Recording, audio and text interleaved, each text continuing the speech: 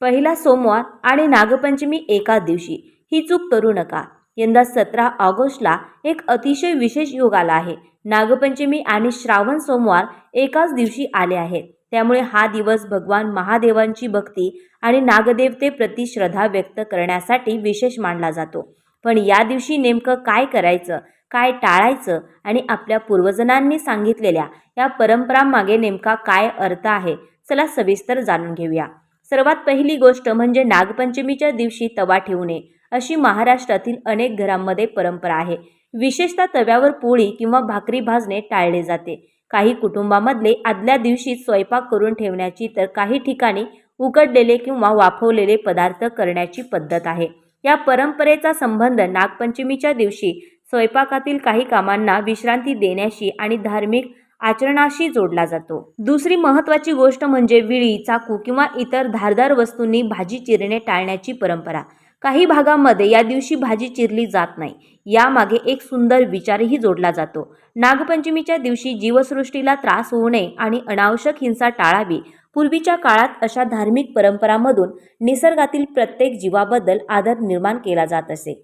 तिसरी गोष्ट म्हणजे नागपंचमीच्या दिवशी माती खोदणे टाळले जाते. कारण साप आणि अनेक छोटे जीव जमिनीखाली राहतात. जमिनीत खोदकाम केल्यामुळे त्यांच्या निवाऱ्याला धोका निर्माण होऊ शकतो. म्हणून या दिवशी शेतीची किंवा जमिनीची काही कामं टाळण्याची परंपरा अनेक ठिकाणी आहे. म्हणजेच धार्मिक श्रद्धेबरोबरच निसर्ग संवर्धनाचा विचारही या परंपरेत दिसून येतो. चौथी महत्त्वाची गोष्ट म्हणजे नागाला मारू नये किंवा त्याला त्रास देऊ नये. साप हा निसर्गाच्या अन्नसाखळीतील महत्त्वाचा जीव आहे. तो उंदीर आणि इतर पिकांचं नुकसान करणाऱ्या प्राण्यांची संख्या नियंत्रित ठेवण्यास मदत करतो. त्यामुळे नागपंचमीच्या दिवशी नागदेवतेची पूजा करण्यामागे निसर्गातील या जीवाबद्दल कृतज्ञता व्यक्त करण्याची भावनाही आहे. जर घराजवळ साप दिसला तर त्याला स्वतः पकडण्याचा प्रयत्न करू नका. दगड मारू नका, काठीने हुसकावू नका आणि त्याला इजा करू नका. सुरक्षित अंतर ठेवा आणि प्रशिक्षित सर्पमित्राची मदत घ्या. देवावर श्रद्धा ठेवायची असेल तर त्याच्या सृष्टीतील जीवांचाही आदर करायला हवा. नागपंचमीच्या दिवशी नागाला दूध पाजण्याची प्रथा काही ठिकाणी दिसते. मात्र सापासाठी दूध हे नैसर्गिक अन्न नाही. त्यामुळे नागदेवतेची पूजा करण्यासाठी प्रत्यक्ष सापाला दूध पाजण्याची आवश्यकता नाही. नागाची मातीची प्रतिमा, चित्र किंवा प्रतिकात्मक पूजा करून श्रद्धा व्यक्त करता येते. त्यामुळे श्रद्धाही जपली जाते आणि प्राणालाही त्रास होत नाही. आता हा दिवस श्रावण सोमवार असल्यामुळे भगवान महादेवांची पूजा करण्यालाही विशेष महत्त्व आहे. सकाळी लवकर उठून स्नान करून स्वच्छ कपडे घालावे. शिवलिंगावर पाणी अर्पण करावे. बेलपत्र, फुले अर्पण करावीत आणि श्रद्धेने ओम नमः शिवायचा जप करावा. ज्यांना शक्य असेल त्यांनी मंदिरात जाऊन दर्शन घ्यावे किंवा घरीच मनोभावे पूजा करावी. शिवपूजेमध्ये बेलपत्राला विशेष महत्त्व दिले जाते. बेलपत्र अर्पण करताना ते स्वच्छ असावे आणि श्रद्धेने अर्पण करावे. अनेक भक्त या दिवशी शिवलिंगावर जलाभिषेक करतात. मात्र पूजा करताना पर्यावरणाची काळजी घेणेही महत्त्वाचे आहे. प्लास्टिक, रासायनिक वस्तू किंवा मंदिर परिसरात कचरा न टाकता स्वच्छता राखणे ही सुद्धा भक्तीच आहे. या दिवशी उपवास करण्याची ही परंपरा आहे. पण प्रत्येक व्यक्तीने आपल्या शरीराची क्षमता लक्षात घेऊनच उपवास करावा. उपवास म्हणजे फक्त दिवसभर काहीही न खाणे असा अर्थ नाही. मनावर नियंत्रण ठेवणे, वाईट विचारांपासून दूर राहणे, राग कमी करणे, खोटे बोलणे टाळणे आणि चांगले आचरण ठेवणे हा उपवासाचा खरा भाव मानला जातो. या दिवशी शक्य असल्यास अन्नदान, गरजू व्यक्तीला मदत किंवा एखाद्या प्राण्याला अन्न पाणी देणे असे चांगले काम करा. कारण देवाची पूजा मंदिरात करण्याबरोबरच एखाद्या गरजू व्यक्तीच्या चेहऱ्यावर आनंद आणणे ही सुद्धा मोठी सेवा आहे. आणखीन एक गोष्ट, नागपंचमीच्या दिवशी घरामध्ये शांतता आणि सकारात्मक वातावरण ठेवण्याचा प्रयत्न करा.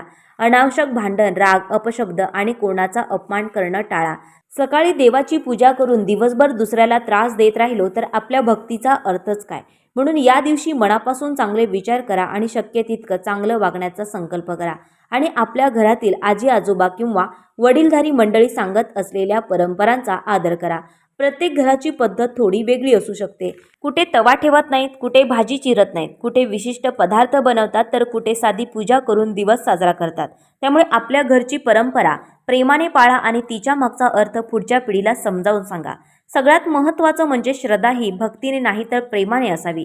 एखादी परंपरा पाळता आली नाही म्हणून देव शिक्षा करेल किंवा लगेच संकट येईल अशी भीती मनात ठेवण्याची गरज नाही. आपल्या श्रद्धेनुसार चांगल्या परंपरा पाळा.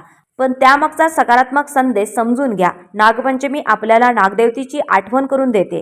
श्रावण सोमवार आपल्याला भगवान महादेवांच्या भक्तीची आठवण करून देतो आणि या दोन्हींचा सुंदर संगम आपल्याला एकच संदेश देतो. देवावर श्रद्धा ठेवा, निसर्गावर प्रेम करा आणि प्रत्येक जीवाचा आदर करा. म्हणून यंदाच्या या विशेष दिवशी भगवान महादेवांची मनोभावे पूजा करा. नागदेवतेला नमस्कार करा. घरातील परंपरा श्रद्धेने पाळा.